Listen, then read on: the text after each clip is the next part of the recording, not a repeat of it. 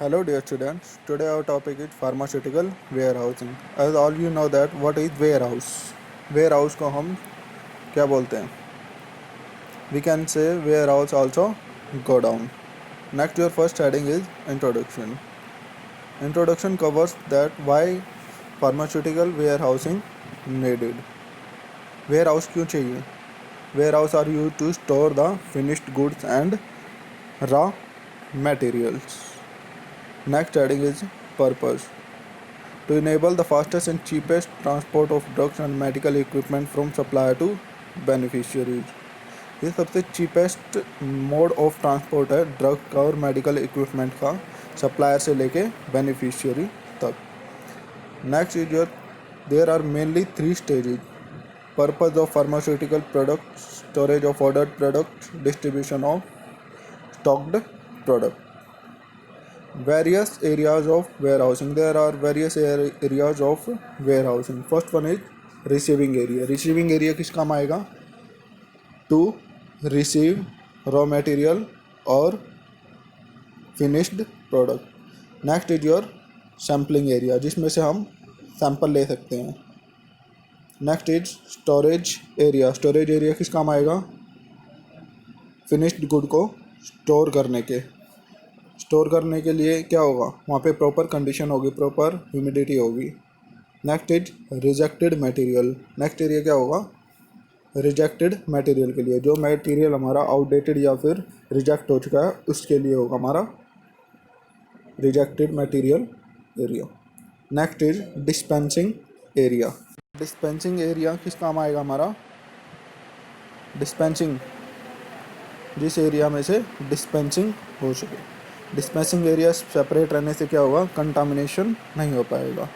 उसके बाद आता हमारा simple layout for pharmaceutical warehouse. ये आपका एक ब्लॉक डायग्राम है फार्मास्यूटिकल वेयर हाउस के लिए, जिसमें बहुत सारे एरिया दिखाए गए हैं. इसके बाद आता आपका good warehousing practices. Good warehousing practices में क्या आएगा आपका? कि वेयर हाउस में हम क्या स्टोर करते हैं, क्यों स्टोर करते हैं और कैसे कैसे स्टोर करते हैं. नेक्स्ट आएंगे आपकी rules for warehousing. Warehousing के कुछ रूल्स होते हैं, जैसे कि systemic storage of delivered goods. एक सिस्टम से स्टोरेज किया जाएगा गुड्स का. ऐसे नहीं कोई गुड्स कहीं रखा है, कोई कुछ कहीं रखा है. प्रॉपर सर्कुलेशन और प्रोटेक्शन मेंटेन होगी. प्रोटेक्शन किसके प्रति होगी? रोडेंट्स के. और एयर सर्कुलेशन होती रहनी चाहिए उसमें. प्रॉपर वेंटिलेशन होना चाहिए. प्रॉपर स्पेस होना चाहिए उसमें. Separate stock card for each product. Her product के लिए सेपरेट स्टॉक कार्ड होना चाहिए. All boxes in stock should be close. सभी बॉक्स क्लोज होने चाहिए. अगर कोई बॉक्स ओपन रहेगा तो क्या होगा? कंटामिनेशन हो जाएगी और हमारा प्रोडक्ट ख़राब हो जाएगा. Flammable product should be stored in separate place. Flammable का मीनिंग होता है ज्वलनशील, जिनमें आग लगने की क्षमता ज़्यादा होती है. उनको हमें अलग प्लेस में स्टोर करना चाहिए. नेक्स्ट आपका characters of good warehouse. Good warehouse के क्या क्या कैरेक्टर्स होते हैं? प्रॉपरली क्लीन्ड होना चाहिए वो. गुड प्रिजर्वेशन होनी चाहिए. स्टाफ की सेफ्टी होनी चाहिए. और क्या होना चाहिए? Control of air, light, humidity and temperature होना चाहिए उसमें. इसके बाद product to be purchase according to need. Need के रिक्वायरमेंट ही प्रोडक्ट हमें परचेज करने चाहिए. Promote rational use of pharmaceutical product. Next adding आपकी द वेयर हाउस स्टाफ. अब वेयर हाउस में स्टाफ भी कितने टाइप का होता है? There is basically 5 type of warehouse staff. First one is pharmacist. Second is warehouse keeper. Third one is warehouse worker. Fourth cleaner. Fifth security guard. Pharmacist की क्या responsibility रहेगी?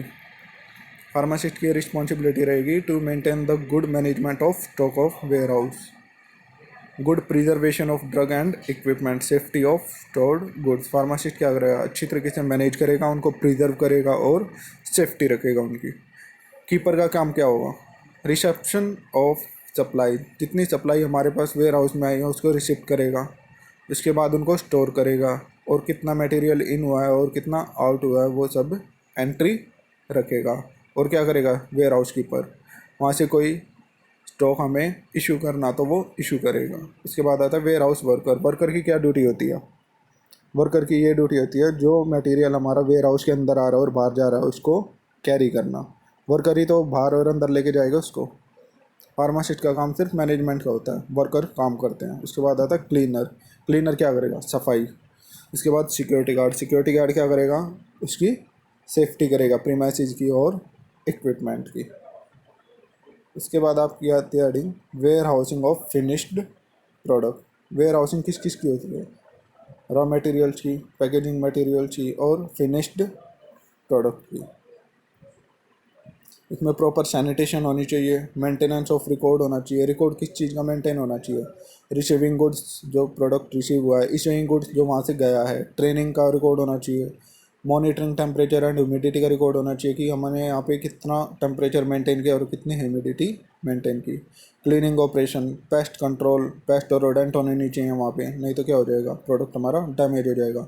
Calibration, equipment का calibration होना चाहिए time to time, जिससे हमें पता चलता रहे कि हमारा इक्विपमेंट प्रॉपरली फंक्शनल है या नहीं है। रिकॉल, कितने प्रोडक्ट रिकॉल हुए हमारे, कंप्लेंट क्या क्या आई हैं, इन्वेंट्री और लॉग ऑफ सिग्नेचर। उसके बाद आती है आपकी heading stock management. Stock management मतलब कि कितना माल या फिर कितना स्टॉक मैनेज करना है।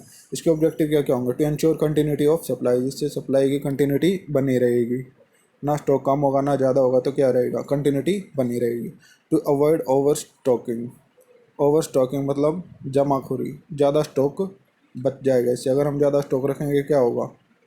उसके ख़राब होने के चांसेस ज़्यादा हो जाएंगे। इसके बाद आता है इशूइंग ऑफ मटेरियल। मटेरियल कौन कौन सा इशू हो रहा है? इसके बाद आता है क्वालिटी एश्योरेंस, एसओपी। एसओपी आपकी पहले भी आई है। एसओपी मतलब स्टैंडर्ड ऑपरेटिंग प्रोसीजर्स। क्वालिटी कैसे एश्योर करोगे आप?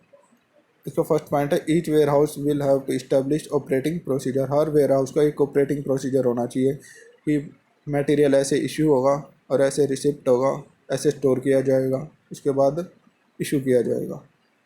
They must be clearly defined for each stage of activity. Her activity को हर स्टेज पे डिफाइन किया जाएगा।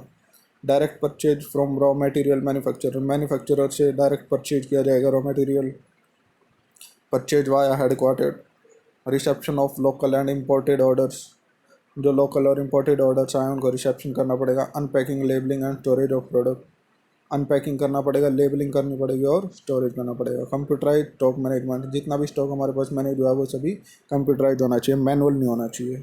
मैनुअल में कोई भी एम्प्लॉय क्या कर सकता है? हेरा फेरी कर सकता है। Preparation of an orders for delivery. Delivery हमारी कौन कौन से प्रोडक्ट की और कितने अमाउंट में होगी उन सब के ऑर्डर प्रिपेयर करना। Returns of drug. Management of expired drugs. जो हमारी स्टॉक में रखी रखी एक्सपायर हो चुकी हैं ड्रग्स, उनको मैनेज करना है कि उनको डिस्ट्रॉय किया जाए। ये ड्रग्स हमारी एक्सपायर हो चुके हैं। Safety and cleanliness of premises. Safety भी रखनी है। कौन रखेगा सेफ्टी? Safe guard. क्लीनलीनेस, सफाई कौन करेगा? Cleaning staff. तो ये था आपका इजी टॉपिक था आपका वेयर हाउसिंग। और इसमें से मोस्टली जो क्वेश्चन बनेंगे आपके वो यही बनेंगे कि मैनेजमेंट कैसे होती है वेयर हाउसिंग में, वेयर हाउसिंग का स्टाफ क्या क्या होता है और वेयर हाउसिंग क्यों रिक्वायरमेंट होती है वेयर हाउसिंग की हमारी